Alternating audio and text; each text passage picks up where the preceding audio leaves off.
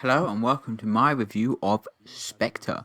Spectre is the 24th film in the, nearly said 25th there, which in case you haven't noticed, the 25th film is of course No Time to Die. But anyway, Spectre is the 24th film and the most recent in the James Bond franchise. Spectre's just, in my opinion, Spectre's just fun. I just think you can have, I mean, with obviously No Time to Die, for fuck's sake, Die Another Day is campy as fun, but Spectre's just more high action or high adrenaline fun. It's still fun, and I just feel like it's not as bad as people remember. I mean, I have a personal soft spot for it 'cause it was the second one I ever saw in the cinema. It was the first one I saw when I was a bigger Bond fan than I was when I saw Skyfall in the cinema. I remember seeing Spectre pretty much on the day it was available in my local cinema and getting a free poster. It was late in the evening because it was literally the first screening. I think it was like midnight or some shit. It was really fun to do. I saw it with two of my closer friends who were my close friends back then, but not so much now. But yeah, it's just because it's just different. I mean, I just think Spectre's just fun to watch and fun to be a part of and fun to just sit in. That pre-title sequence is quite something, and it's just I just think Sam Mendes did his best. I think the car chase with Hinks and Bond is actually really good. I think Hinks as a character, while underused, is still. I like the whole silent protagonist aspect of it. I also think that Christoph Waltz actually did a good job as Blofeld in this film. He's definitely not the best Blofeld, but he definitely left an impact. So that's fun. I think the whole cast is brilliant. You got Leia Seydoux as Madeline Swan, which is good. It's good to see Mr. White back from Quantum of Solace. That's fun. Although obviously he obviously won't be coming back in future films, and you obviously, if you've seen this film, you know why. It's just good. Moneypenny, I think Q is on his best here so far. This new Q is his best in Spectre. I mean, Skyfall, we don't see much of him, but in Spectre, I think he's actually at his best, and it'd be quite hard to top him in No Time to Die. His performance here, at least in Spectre, and his, what the script gives him, and that. Moneypenny is back being good as always. M, played by Ralph Fiennes, is clearly having a hard time in this film, and so that's good to.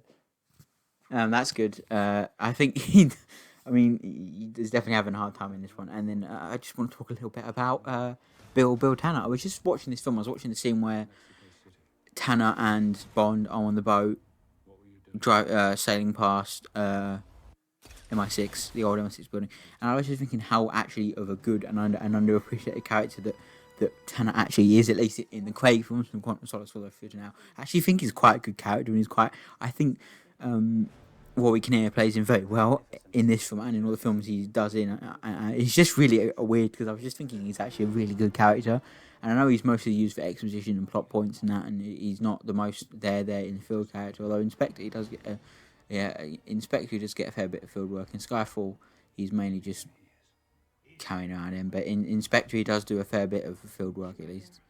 And again, along with Q, who does more field work than Tanner, I think, because Q actually goes out and finds Bond. So yeah, but still, I think Tanner is just a really character people are very don't appreciate as much.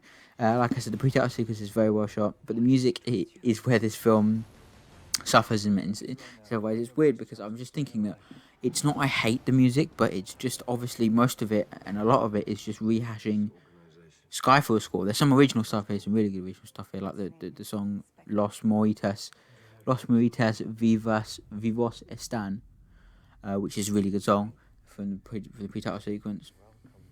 But it's just most of it's just rehashing of Skyfall stuff, which shouldn't really be a problem because Skyfall score is brilliant. But I think it literally, you can hear it. There's parts where it doesn't even work properly because the timings in that Skyfall bit. Usually used to pack a punch, like a kick or something. For instance, there's one bit at the beginning in a helicopter, no, and then he kicks the guy, and then dun, and nothing else happens after that. And it's just like, why would you have that extra dun if there's nothing there for it to play off of? It's just a shame, really, because Tom Schumann is a really talented guy who does some great scoring over his career. I mean, 1917 is just what a score, and then obviously Skyfall, brilliant score. Spectre, it's just disappointed, really. And I'm hoping that we can have a brilliant score for No Time to Die by Zimmer, which, judging by the piece of track that's already been released, Well, the track that's already been released, I think we're going to be in good hands. I just think Skyfall, Skyfall, Skyfall, Spectre is just an interesting one. I've always loved Spectre. I've always think Spectre's brilliant. I've had fun with it. I remember seeing it for the first time. I have have it on the DVD a couple of times and that. And I just remember being very happy with Spectre when it came out. Personally, I know a lot of people didn't particularly like it. I don't know, Calvin Dyson he's one of those. But with us finally reaching Spectre, I'm just going to go into my conclusion, and I'm going to talk a bit about what's next and that. But yeah, to conclude, Spectre's good. It's enjoyable, and I think it's worth a second chance. And if you go back and watch it, it may just surprise you in how good it actually is. I gave it 4.5 stars. I gave it 4 stars, which admittedly could be seen as being a little high, because that's meaning it's better than No One Ever Dies. Which, I mean, I beg to differ, but I do feel like Spectre has some good parts to it. But just to wrap things up here, obviously with us reaching Spectre, we have concluded the James Bond review series. Thank you so much to everyone who's watched these videos. It meant a lot to me. I've put my heart and soul into making these as best I could. Maybe the early ones not so much, because I'm clearly reading off a script, but towards the end, I'd say at around it was GoldenEye, I went off tangent, because when I finished GoldenEye that night, I was in the middle of something with my friends, and I just couldn't be bothered to type it, so I typed a little bit and then thought to myself, oh, I'll just go more in depth in it when I actually read it and review it on YouTube. And likewise, I just carried that own tradition through To One Ever Dies, What Is Not Enough, Done of the Day. And naturally, when you look at those reviews from before to the ones that I read off, when I read them off, they reach about anywhere between 3 and 7 minutes. But if I'm not reading off of it, then they reach between a minimum of 12 of at least 10 minutes to 12 minutes, and some for some of them, but mainly just 10 to 12 minutes ish. So I mean, there's a big difference there, and it's good. I'm just happy with the products that have come out. The thumbnails have been a pain to find. Moonraker was the one that pissed me off the most, because Moonraker is the only one that, unlike the other ones that have actual thumbnails, are images of the main actor and or a side actor, as images of those actors from the films that are actual film stills that I found on the internet. But with Moonraker, I couldn't find a suitable still, so I just literally had to use the poster. So that's what pissed me off the most. I do just have to, looking back at all of the videos that I've made, I just think that I've had a lot of fun making them. I've obviously severely changed my content from the cancer that it was before to actually putting effort into them. So that's fun. Obviously, we've got the second episode of the podcast is now up, which is good to see. That one is definitely not one you want to be watching in front of your parents, trust me. But yeah, it's been, 3 weeks? I've been doing this review series. It's taken me 3 weeks to complete. It's been fun. I started in February. It's now late March. I started in late February. It's now late March. So it's taken me a month to get around to doing all of this. And in between, obviously, the only videos that have come out in between the Bond reviews are the podcast episodes, which do kind of make things look slightly untidy. But yeah, just want to go over quickly the longest and shortest videos. The shortest video, which doesn't surprise me, was Never Say Never Again at 2 minutes and 26 minutes. And I even hated it so much that I refused to give it the colour that I give the other thumbnail. So that's the only thumbnail that's actually black. Like, not thumbnail, I mean the colour of the text. The text colour for most of them are different colours, between blues, reds, yellows, greens, purples, different colours. But with Never Say Never Again, it was actually that bad that I didn't want to give it a colour. I gave it black. And then the longest one, naturally, of course, being License to Kill, in at a whopping 25 minutes and 1 second long. So yeah, go check out all those. What's been the as of now, the one with the most views is, I believe, still on a Majesty's Secret Service with 21. So I'm very happy with 21 reviews on Majesty's Secret Service.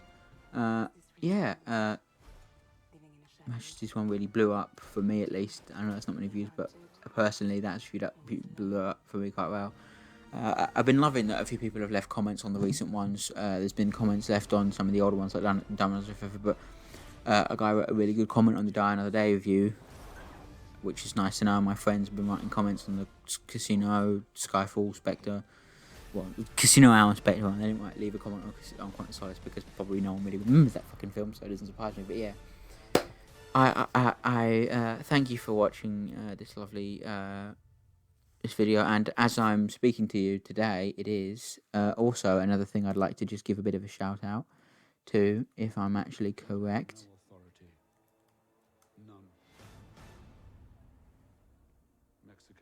I hope I am correct in this one, because it is, if I'm not wrong, yeah, if I'm not correct, yeah, I am correct, just looking at it. Today is the birthday of the one and only best Bond ever, Timothy Dalton. Happy 75th birthday, Timothy Dalton. The most underrated and best Bond of all time. Have a good day, enjoy it, and yeah, thanks for being the best Bond of all time, my friend. Yeah, happy birthday, Timothy Dalton. So this is kind of the perfect day to end. Hopefully I can get this up by the end of this evening. I'm currently recording this at 5:45, so whatever time it goes up, who knows, UK time at least. But yeah, thanks for watching. It's been a thrill and a pleasure to be able to present to you my reviews of this series that I've loved so much, and I do still love. I'm never going to get over Bond. I can watch them as many times as possible. I love them so much that I'm actually doing my college project as a James Bond magazine. I could talk about them all day. I could talk about the books, the films, all of it in depth, different parts. There's so many working cogs to Bond films, at least, that you could talk about each different part of it for hours on end. And I'm just happy that I have a platform to voice my opinion of my favourite film series of all time. And but now we're moving on to the Marvel Cinematic Universe. We're going to be starting with Iron Man in the future. I haven't got a date. I'm thinking maybe it's Sunday today, so possibly tomorrow. Definitely not today, because I'm returning to Twitch this evening with Wolf and Wolfie to do some Minecraft Dungeons and Sea of Thieves. And we might have Dan with us as well, depending on if he's available at the time. But yeah, I'm making my grand old return to Twitch this evening. Go check that out. Podcast is now available. The second episode was a blast to make. I've called it on my channel, Zack Snyder's Dead Meme Podcast, episode 2, Uncut Director's. I called it Zack Snyder's Dead Meme Podcast, episode 2, Uncut Director's Cut, bigger, better, uncut, ass version extended. So thank you guys for watching this my review series. It's been a pleasure. I'm moving on. I'm happy to do the MCU now. So yeah, it's going to be another 24-25 film one, and also talk about WandaVision at the end as well. Marvel movies have been something I've always seen a lot when I was. I'll probably talk more in depth. I was gonna say what films I didn't see at the cinemas, but I'll probably talk about that in the Iron Man review because it makes more sense. But yeah, I have seen all of them. I mean every single one of them, including all of WandaVision and the first episode of Falcon and the Winter Soldier that is currently available at the time of this recording. So yeah, I can't wait to get onto those. Spectre is brilliant. Give it another chance. I love Spectre. Maybe not the music so much, but I think Spectre is just... Some of the action scenes are fun. I think Sam Mendes is directing really well. The cars are fun, the girls are beautiful, and the gadgets are amazing. And that's everything you need to make a good Bond film. So thank you guys for watching. It's good that I've finally completed this series. It's taken me a long time. I remember back when I did the Casino Royale 54 one. It took all this. It took me a while to. Obviously, I edit these on the shitty. I have Premiere Pro on my computer, but I edit these on Windows Video Editor, which it's just easier for me. I couldn't find for the life of me. I tried editing the first one on Premiere Pro, but I couldn't for the life of me just figure out how to use it. So I just didn't, and I used a software that's easier. That's what it just goes to show. The more expensive and high quality software, is not always easiest to use. But yeah, thank you guys for watching. This has been my review of Spectre, and just a conclusion and closure. Call this an epilogue to the James Bond review series. It's been fun. Thank you guys for watching. I'm hoping to do some more movie reviews content, and hey, I may even move back into theme park content soon, because I might share the story of my job. But yeah, thank you very much guys. Have a wonderful day, and just continue watching my videos. Thank you very much guys, and bye bye.